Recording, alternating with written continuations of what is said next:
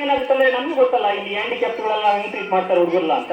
ಆ ಮಗುನ ತುಂಬಾ ಹೊಡಿಯೋದು ಬೈಯೋದು ಆ ಆಟ ಆಡ್ಸೋದು ಕೂಡ ಅಂತ ತುಂಬಾ ಹೀಯಾಳಿಸ್ತಾ ಇರ್ತಾರೆ. ಮಗುಗೆ ಏನಾಗುತ್ತಂದ್ರೆ ಅವೆಲ್ಲ ತಲೆ ಕೆಡಿಸ್ಕೊಳ್ಳಲ್ಲ. ಮಗು ಏನ್ ಮಾಡಿ ಓದ್ತಾನೆ ಇರುತ್ತೆ. ಅಂದ್ರೇನು ಏನಾದ್ರೂ ಟೀಚರ್ ಹೇಳಿದ್ನ ಕೇಳಿಸ್ಕೊಂಡು ಕಲ್ತ್ಕೊಂತಾ ಇರುತ್ತೆ.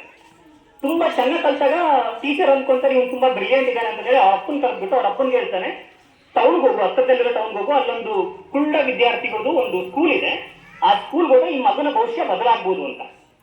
ಅವ್ರು ತಗೊಂಡೋಗ ಆ ಸ್ಕೂಲ್ಗೆ ಹಾಕ್ತಾರೆ. ಆ ಮಗು ಅಲ್ಲಿ ಓದ್ಲಿಕ್ಕೆ ಶುರುವಾಗ್ಕೊಳ್ಳುತ್ತೆ. ಆ ಮಗು ಎಲ್ಲೆವರೆಗೂ ಓದ್ತಂದ್ರೆ SSLCಯಲ್ಲಿ 98% ಮಾರ್ಕ್ಸ್ ಬರುತ್ತೆ. ಆಯ್ತಾ? 98% ಮಾರ್ಕ್ಸ್ ಬಂದಾದ್ಮೇಲೆ ಮಗುಗೆ ಸೈನ್ಸ್ ಅಲ್ಲಿ ತುಂಬಾ ಇಂಟ್ರೆಸ್ಟ್ ಇರುತ್ತೆ. ಅವರು ಹೋಗ್ಬಿಟ್ಟು ಅಪ್ಲಿಕೇಶನ್ ಹಾಕ್ತಾರೆ, ಸೈನ್ಸ್ ಬೇಕು ನನಗೆ ಅಂತ. PUCಲಿ ಅವರು PUC ಕಾಲೇಜವ್ರು ಹೇಳ್ತಾರೆ, ನಿಮ್ಗೆ ಕಣ್ ಕಾಣಲ್ಲ, ನಿಮ್ಗೆ ಸೈನ್ಸ್ ಸೀಟ್ ನಾವು ಕೊಡಕ್ ಬರಲ್ಲ ಅಂತ.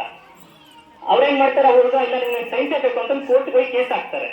ಕೋರ್ಟ್ ಅಲ್ಲಿ ಇವನ್ ಪರ ಜಡ್ಜ್ಮೆಂಟ್ ಬರುತ್ತೆ, ಇವ್ರಿಗೆ ಸೈನ್ಸ್ ಸೀಟ್ ಕೊಡ್ಬೇಕು ಅಂತ. ಆ ಮಗು ಸೈನ್ಸ್ಗೆ ಜಾಯಿನ್ ಆಗುತ್ತೆ. ಜಾಯಿನ್ ಆಗ್ಬಿಟ್ಟು ಆ PUCಲಿ ಸ್ಟೇಟ್ಗೆ ನಂಬರ್ 1 ರ್ಯಾಂಕ್ ಬರುತ್ತೆ. ಅದಾದ್ಮೇಲೆ ನೆಕ್ಸ್ಟ್ ಸ್ಟೇಜ್ ಹೋಗ್ಬೇಕಲ್ಲ ಎಜುಕೇಶನ್ಗೆ, ಅವಾಗ ಮತ್ತೆ ತಿರ್ಗಾ ಸೀಟ್ ಕೊಡಲ್ಲ. ಆ ಮಗು ಅನ್ಕೊಳುತ್ತೆ, ಇವಾಗ ನಾನು ಇಲ್ಲಿ ಮತ್ತೆ ಕೋರ್ಟ್ಗೆ ಹೋಗಿ ನನಗೆ ಇಷ್ಟ ಇಲ್ಲ ಹಂಗಂತ ಹೇಳಿ ಅಮೆರಿಕಕ್ಕೆ ಹೋಗಿ ಅಪ್ಲೈ ಮಾಡುತ್ತೆ. ಅಮೆರಿಕಾಗೆ ಅಪ್ಲೈ ಮಾಡ್ಬಿಟ್ಟು ಅಲ್ಲಿ ಸೀಟು ಪ್ಲಸ್ ಫ್ರೀಯಾಗಿ ಎಜುಕೇಶನ್ ಸ್ಕಾಲರ್ಶಿಪ್ ಎಲ್ಲ ಬರುತ್ತೆ. ಅಲ್ಲಿ MIT ಇನ್ಸ್ಟಿಟ್ಯೂಟ್ ಅಂತ ವರ್ಲ್ಡ್ ಅಲ್ಲೇ 2ನೇ ಸ್ಥಾನದಲ್ಲಿರೋ ಇನ್ಸ್ಟಿಟ್ಯೂಟ್, ಅದು ಅಂದ್ರೆ ಯೂನಿವರ್ಸಿಟಿ. ಅಲ್ಲಿ ಹೋಗ್ಬಿಟ್ಟು ಅಲ್ಲಿಂದ ಡಿಗ್ರಿ ಪಡ್ಕೊಂಡು ವಾಪಸ್ ಇಂಡಿಯಾಗೆ ಬಂದ್ಬಿಟ್ಟು ನಂತರ ಮಕ್ಕಳಿಗೆ ನನ್ನೊಬ್ಬನಿಗೆ ಅವಕಾಶ ಸಿಕ್ಕಿದೆ. ನಂತರ ತುಂಬಾ ಜನ ಕುಂಟ್ರು ಕಿವಿ ಕೇಳಿಸ್ತಿರೋರು ಇದಾರಲ್ಲ, ಅವ್ರಿಗೆಲ್ಲರಿಗೂ ಒಂದು ಬದುಕು ಕೊಡ್ಬೇಕಂತ ಬೋಲಾಂಟ್ ಇಂಡಸ್ಟ್ರೀಸ್ ಅಂತ ಒಂದು ಕಂಪನಿ ಸ್ಟಾರ್ಟ್ ಮಾಡುತ್ತೆ ಆ ಹುಡುಗ. ಇವತ್ತು ಬೋಲಾಂಟ್ ಇಂಡಸ್ಟ್ರಿ ಬಂದ್ಬಿಟ್ಟು 1,500 ಕೋಟಿ ಬೆಲೆ ಬರುತ್ತೆ. ನಾನು ಹೇಳಿದ್ದು ಕತೆ ಅಲ್ಲ, ಇದು ನಿಜ ಜೀವನ. ಅವರ ಹೆಸರು ಶ್ರೀಕಾಂತ್ ಬೋಳಾ ಅಂತ. ಅವ್ರ ಹೆಸರು ಶ್ರೀಕಾಂತ್ ಬೋಳಾ ಅಂತ. 2 ಕಣ್ಣು ಹುಟ್ಟಿದಾಗಲೇ 2 ಕಣ್ಣು ಇಲ್ಲದೆ ಹುಟ್ಟಿದ ಮಗು ಇವತ್ತು ದೇಶದಲ್ಲೇ ನಂಬರ್ 1 ಕಂಪನಿ ಕಟ್ಬಿಟ್ಟು 1,500 ಕೋಟಿ ಟ್ರಾನ್ಸಾಕ್ಷನ್ ನಡೆಸುತ್ತೆ ಅಂದ್ರೆ ನಾವೆಲ್ಲ ಕರೆಕ್ಟ್ ಆಗಿರೋದು ಏನ್ ಮಾಡ್ತಿದ್ವೋ ನಮ್ಗಂತೂ ಗೊತ್ತಿಲ್ಲ ಅಲ್ವಾ?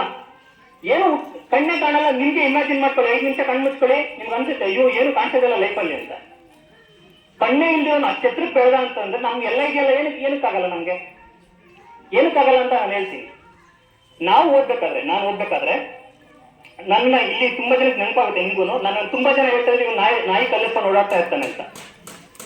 ಸೀರಿಯಸ್, ಎಲ್ಲರಿಗೂ ಗೊತ್ತು, ಇವರು ಗೌಡ್ರಿಗೂ ಗೊತ್ತು, ಎಲ್ಲರಿಗೂ ಗೊತ್ತು, ಮಂಜು ಮಾಮನ್ಗೂ ಗೊತ್ತು, ಇವ್ನು ನಾಯಿ ಕಲ್ಲಿಸ್ಕೊಂಡು ಓಡಾಡ್ತಾನೆ, ಏನಕ್ಕೆ ಯೂಸ್ ಆಗಲ್ಲ ಅಂತ. ಆಯ್ತಾ? ಇವತ್ತು ನಾನು ಒಂದು ಕಂಪನಿಯ ಇಡೀ ಕಂಟ್ರಿಗೆ ಹೆಡ್, ನನ್ನ ಕೆಳಗೆ 1,000 ಜನ ಕೆಲಸ ಮಾಡ್ತಾರೆ. ನಾವೇನ್ ಮಾಡ್ತೀವಿ ಅಂದ್ರೆ ಹುಟ್ಟಿದ ತಕ್ಷಣ ಏನಾದ್ರು ಸರಿಯಾಗಿ ಮಾರ್ಕ್ಸ್ ಬಂದ್ರೆ ಬೈಯೋದು, ಇವ್ನು ದಡ್ಡ ಏನು ಬರಲ್ಲ ಇವ್ನಿಗೆ ಅಂತ. ಇಲ್ಲ ಅವ್ನೇನಾದ್ರು ಆಟ ಆಡಕ್ ಹೋಗ್ತೀವಿ, ಬರೀ ಆಟ ಆಡಕ್ ಹೋಗ್ತಾನೆ, ನಿಮ್ಗೆ ಏನು ಬರಲ್ಲ ಅಂತ. ನನ್ನನ್ನ ನಂಬಿ ನೀವು ಇವತ್ತು ನೋಡ್ತಿರಲ್ಲ, ಅವ್ರು ನಿಮ್ ಮಕ್ಕಳಲ್ಲ, ಬೆಳೆದು ದೊಡ್ಡ ಆಗ್ತಾರಲ್ಲ, ಅವತ್ತು ನೀವು ನೋಡ್ತಿರಲ್ಲ, ಅವ್ರು ನಿಮ್ ಮಕ್ಕಳು. ಖಂಡಿತ ಏನೋ ಒಂದು ಆಗ್ತಾರೆ. ಬಟ್ ಆ ನಂಬಿಕೆ ನಿಮಗಿರ್ಬೇಕು. ಮೊದಲನೇದು ಮಕ್ಕಳನ್ನ ನಂಬಬೇಕು. 2ನೇದು ಇವಾಗ ತುಂಬಾ ಡಿಸ್ಟ್ರಾಕ್ಷನ್ಸ್ ಜಾಸ್ತಿ ಆಗ್ತಾ ಇದೆ. ಡಿಸ್ಟ್ರಾಕ್ಷನ್ಸ್ ಅಂದ್ರೆ ಏನಂದ್ರೆ ಅಡಚಣೆಗಳು ಜಾಸ್ತಿ ಬರ್ತದೆ. ಏನು ಅಡಚಣೆ? Number 1 mobile.